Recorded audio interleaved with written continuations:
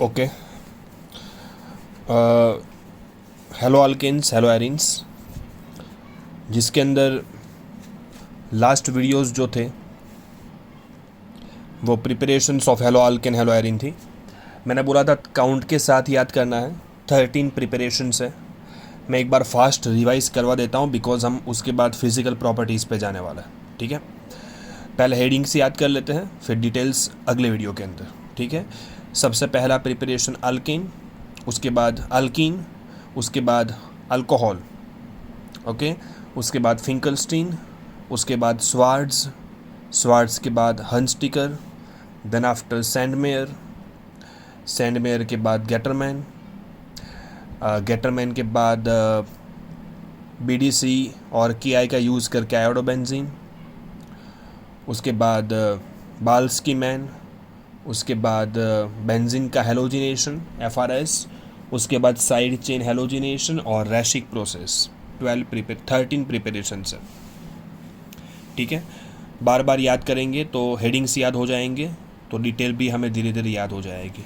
ठीक है, ओके। अब अगला जो पार्ट है फिजिकल प्रॉपर्टीज़। फिजिकल प्रॉपर्टीज़ में बेसिकली हम 3 चीज़ देखते हैं, सॉल्युबिलिटी और मेल्टिंग बॉइलिंग पॉइंट। तो कोई भी ऑर्गेनिक कंपाउंड पानी में सॉल्युबल तब होता है जब वो पानी के साथ हाइड्रोजन बॉन्ड बनाए।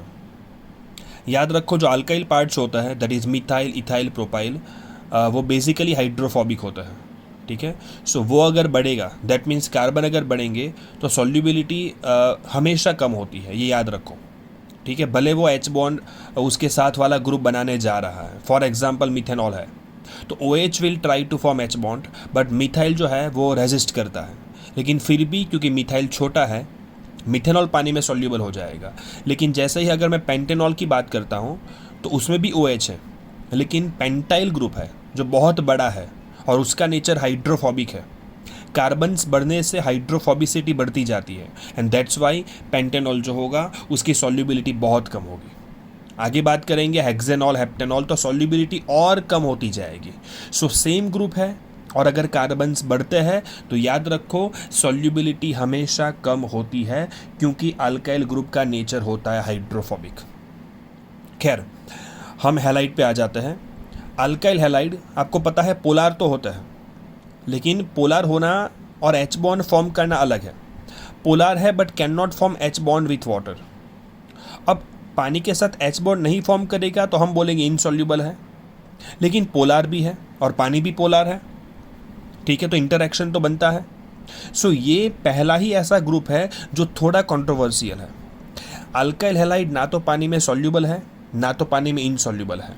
सो जैसे ही अल्काइल हैलाइड्स को पानी के अंदर डालोगे या तो उसका फॉर्मेशन पानी के अंदर होगा तो वो टर्बिडिटी फॉर्म करेगा, टर्बिडिटी मिल्कीनेस बोलता है। कंप्लीटली इनसॉल्युबल होगा तो प्रेसिपिटेट का फॉर्मेशन करेगा, कंप्लीटली सॉल्युबल होगा तो डिसअपियर हो जाएगा, लेकिन ये टर्बिडिटी फॉर्म करता है। ठीक है, सो इंपॉर्टेंट है ये, जिसकी ज़रूरत हमें लुकास टेस्ट के अंदर भी होगी इन अल्कोहल चैप्टर। ठीक है, देन मैंने यहाँ पर लिखा है with increase in carbon solubility decreases, जो हमने अभी डिस्कस किया कि अल्काइल ग्रुप का नेचर बढ़ेगा तो हाइड्रोफोबिसिटी बढ़ेगी और सॉल्युबिलिटी कम होगी। With increase in size of halogen solubility decreases. सीधी बात है, सबसे ज़्यादा पोलार कौन है? फ्लोराइड, उसके बाद क्लोराइड, देन ब्रोमाइड और आयोडाइड। तो अगर कार्बन सेम है तो कंपेयर कर सकते हैं। कार्बन्स अगर सेम है और हैलोजन्स अलग है तो सबसे ज़्यादा सॉल्युबल फ्लोराइड होगा, छोटी साइज और मोर पोलर। ठीक है, उसके बाद मैंने लिखा है alkyl halides are more soluble than aryl halide. सीधी सी बात है, हमने पहले ही लेक्चर में डिस्कस किया था कि अल्काइल हैलाइड जो है वो ज़्यादा पोलार होता है क्योंकि हैलाइड वहाँ पर सिर्फ -I बताएगा, जबकि एराइल हैलाइड में डीलोकेलाइजेशन होगा, सो पोलारिटी कम होगी और सॉल्युबिलिटी भी कम होगी। मोर ओवर एक और पॉइंट वहाँ पर आएगा और वो पॉइंट जो है वो है बेंजीन रिंग होती है। बेंजीन रिंग का नेचर बेसिकली, इतनी बड़ी रिंग है, इलेक्ट्रॉन्स प्रेजेंट है रेजोनेंस के, तो benzene ring I mean phenyl group be hydrophobic होता है। तो ये याद रखो कि ethyl chloride is more soluble than chlorobenzene. अगर मैं यहाँ पर 6 कार्बन भी ले लेता तो भी ये ज़्यादा सोल्यूबल होता, क्योंकि ये ज़्यादा पोलार है। यहाँ पर सिर्फ -I चलता है, जबकि यहाँ पर -I और +M दोनों चलेंगे, तो क्लाउड डेंसिटी यहाँ पर कम होगी। ठीक है, चलो अब आ जाता है मेल्टिंग बॉइलिंग पॉइंट के ऊपर। वैसे दोनों के दोनों सेम चीज़ के ऊपर डिपेंड करता है, थोड़ा बॉइलिंग पॉइंट में मेल्टिंग पॉइंट में थोड़ा एक्स्ट्रा है। बॉइलिंग पॉइंट कब ज़्यादा होगा? जब इंटरमॉलिक्यूलर आई मीन वान डर वाल्स फोर्सेस ज़्यादा होंगे, और ये डिपेंड करता है साइज़ के ऊपर, ठीक है, और पोलैरिटी ऑफ कोर्स। और melting point is directly proportional to close packing, मतलब ये बेसिकली डिपेंड करता है सिमेट्री के ऊपर, क्योंकि मेल्टिंग मतलब सॉलिड टू लिक्विड बनना। सो सॉलिड में अरेंजमेंट क्लोजली पैक जितनी होगी उतना ही उसको तोड़ना मुश्किल होगा, that means melting point high होगा। सो सिमेट्रिक अगर अरेंजमेंट होगी तो क्लोजली पैक्ड रहेंगे और उनका मेल्टिंग पॉइंट बढ़ जाएगा। ठीक है, सो सबसे पहले सिंपल बात कर लेते हैं। हैलोजन अगर सेम है और कार्बन्स अगर बढ़ेंगे तो साइज़ बढ़ेगी, साइज़ बढ़ेगी तो वान डर वाल्स बढ़ेगा, तो बॉइलिंग पॉइंट पक्का बढ़ेगा। ठीक है, सो हैलोजन सेम, कार्बन्स डिफरेंट, तो कार्बन्स ज़्यादा तो बॉइलिंग पॉइंट ज़्यादा। और अगर कार्बन सेम हैलोजन्स अलग तो भी वही है, साइज़ जितनी बड़ी उतना वान डर वाल्स ज़्यादा और बॉइलिंग पॉइंट भी ज़्यादा। मतलब आयोडाइड का बॉइलिंग पॉइंट सेम कार्बन वाले में सबसे ज़्यादा होता है। ठीक है, अब देखो यहाँ पर ये दोनों, ये यहाँ पर एंगल जो है वो 60 का एंगल है। ठीक है, और यहाँ पर है 180। सो डाइपोल मोमेंट अगर देखा जाए तो इसका डाइपोल मोमेंट 0 है, और ये तो पोलर होगा क्योंकि इसका वेक्टर यहाँ पर आएगा। ठीक है, सो ये हुआ ज़्यादा पोलर होगा तो डाइपोल डाइपोल इंटरैक्शन एग्जिस्ट करेगा, तो बॉइलिंग पॉइंट बढ़ेगा।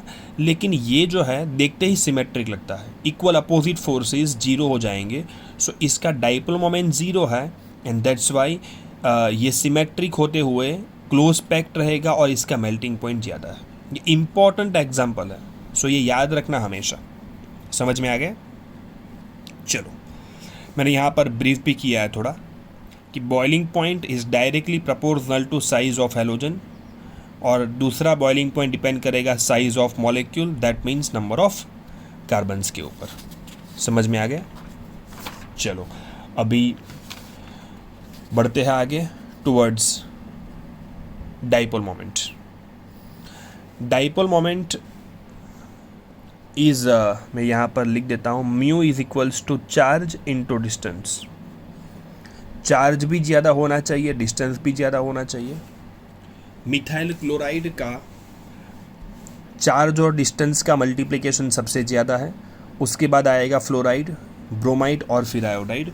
थोड़ा वेवी ऑर्डर है। ठीक है, अगर H होता तो HF, HCl, HBr, HI, जिसका डिटेल आपने केमिकल बॉन्डिंग में पढ़ा है, तो यहाँ पर मैं ज़्यादा इसकी बात नहीं करूँगा। Got it? चलो, फिजिकल प्रॉपर्टीज़ यहाँ पर ख़त्म हो रही है, हम उसके क्वेश्चंस लास्ट में करेंगे। ठीक है, so we have finished with 13 preparations and physical properties. Now the very important part, that is chemical properties. Alkyl और एराइल हैलाइड की टोटल केमिकल प्रॉपर्टीज़ को 6 टाइप में कैटेगराइज किया है मैंने, 6 टाइप्स। सबसे पहला है न्यूक्लियोफिलिक सब्स्टिट्यूशन। यहाँ पर न्यूक्लियोफिलिक सब्स्टिट्यूशन लिखना बेहतर है। यह है न्यूक्लियोफिलिक एलिमिनेशन। उसके बाद रिएक्शन विथ मेटल्स, ये 3 बहुत इंपॉर्टेंट है। उसके बाद ये दोनों छोटे हैं, रिडक्शन और रीअरेंजमेंट। और आखिरी है, ये सिर्फ एराइल हैलाइड के लिए है, स्पेशल रिएक्शंस, क्योंकि अल्काइल का और एराइल का ईज ऑफ रिएक्शंस जो होता है वो अलग अलग होता है। सीधी सी बात है। ठीक है, चलो पहले स्टार्ट करेंगे यहाँ से। Nucleophilic substitution. आपको याद तो आ ही गया होगा कि हमने इसकी पूरी डिटेल देख ली है, SN1 SN2। तो मैंने यहाँ पर लिख दिया है for details reaction mechanism nucleophilic substitution. वहाँ से आप पूरा देख सकते हो। मैंने SN1 SN2 को समझाया भी है और क्लासीफाई करके हर एक के एग्जाम्पल भी हमने लिए हैं। ये वीडियो आपके पास है ही, अगर नहीं है तो आप मुझे मैसेज कर देना, ठीक है। चलो, अब यहाँ पर हमारे पास जो नहीं देखा था वहाँ पर नॉन न्यूक्लियोफाइल है, जो अल्काइल हैलाइड में हमें पढ़ना है। 9 न्यूक्लियोफिलिक सब्स्टिट्यूशन रिएक्शंस जो मैंने यहाँ पर लिखी है, 1 2 3 4 5 6 7 8 एंड 9, ठीक है। काउंट के साथ हम याद करेंगे। मैं रिपीट करता हूँ, हमने 13 प्रिपरेशंस देखी है। Nucleophilic substitution one of the very important chemical properties, जिसमें 9 अलग अलग न्यूक्लियोफाइल्स हैं। यहाँ पर न्यूक्लियोफाइल है OH माइनस, यहाँ पर साइनाइड माइनस, यहाँ पर आइसोसाइनाइड आएगा, बताऊँगा। यहाँ पर नाइट्रो है, यहाँ पर नाइट्रीटो आएगा, भले नाइट्रो आपको लग रहा है, सॉरी, यहाँ पर नाइट्रीटो है, यहाँ पर नाइट्रो आएगा। यहाँ पर अल्कोक्साइड है, OR माइनस, न्यूक्लियोफाइल देख लो आप। यहाँ पर एसिटिलाइड आयन है, ठीक है। यहाँ पर SH माइनस है और यहाँ पर NH2 माइनस होगा। समझ में आ गया? So we have 9 nucleophiles. OH minus अगर आपको लेना है तो आप KOH, जो मैंने SN में बताया था, KOH एक्वियस या एक्वियस NaOH या एक्वियस Na2CO3 या एक्वियस K2CO3 या तो फिर मॉइस्ट Ag2O, कुछ भी ले सकते हो, अल्कोहल बनेगा। Cl को सब्स्टिट्यूट करेगा और OH यहाँ पर आ जाएगा तो ROH बन जाएगा, ठीक है। इसका एग्जाम्पल लेकर ही हमने ये देखा था in this chapter, okay. Now alcoholic KCN Cl minus का अटैक करवा के Cl को निकालेगा और अल्काइल साइनाइड बनेगा।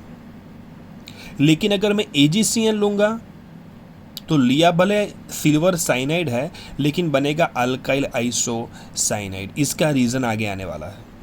KCN से साइनाइड, ध्यान यहाँ पर, AgCN से isocyanide, CN cyanide, AgCN, sorry, CN cyanide and NC isocyanide, got it. KNO2 से नाइट्रीटो बनेगा, नाम यहाँ पर लिख देता हूँ। ONO को नाइट्रीटो बोलते हैं और NO2 को नाइट्रो। NO2 KNO2 लूँगा तो नाइट्रीटो जाएगा और AgNO2 लूँगा तो नाइट्रो जाएगा, ठीक है।